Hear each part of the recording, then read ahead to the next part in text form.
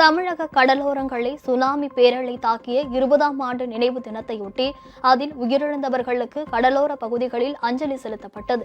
இந்தோனேஷியாவின் சுமித்ரா தீவில் உள்ள கடல் பகுதியில் 2004ஆம் ஆண்டு டிசம்பர் 26ஆம் தேதி 9.3 ரிக்டர் அளவிற்கு ஏற்பட்ட நிலநடுக்கத்தால் வங்கக்கடலில் ஏற்பட்ட சுனாமி தாக்கி தமிழகத்தில் 10,000க்கும் அதிகமானோர் உயிரிழந்தனர்.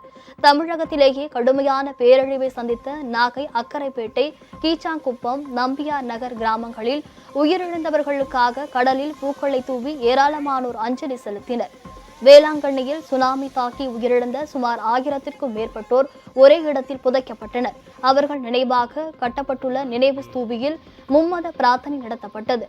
சுனாமியில் உயிரிழப்பை சந்தித்த பலர் கண்ணீர் மல்க அஞ்சலி செலுத்தினர்.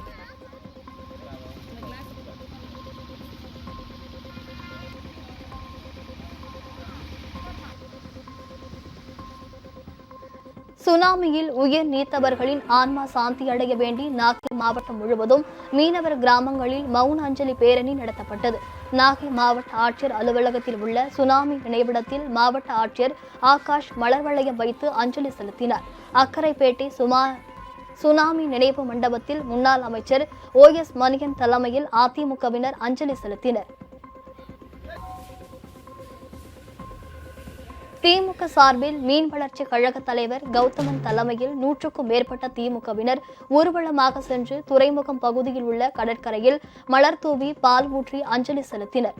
நாகை மாவட்டத்தில் உள்ள ஒட்டுமொத்த மீனவர்களும் இன்று கடலுக்கு மீன்பிடிக்க செல்லவில்லை.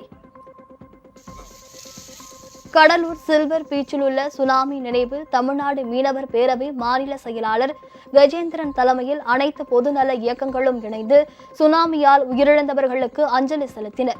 ஆண்டுக்கு 66,000 கோடி ரூபாய் வருவாய் ஈட்டி தரும் மீனவர்களுக்கு மத்திய, மாநில அரசுகள் போதுமான உதவிகளை செய்யவில்லை என அவர்கள் குற்றம் சாட்டினர்.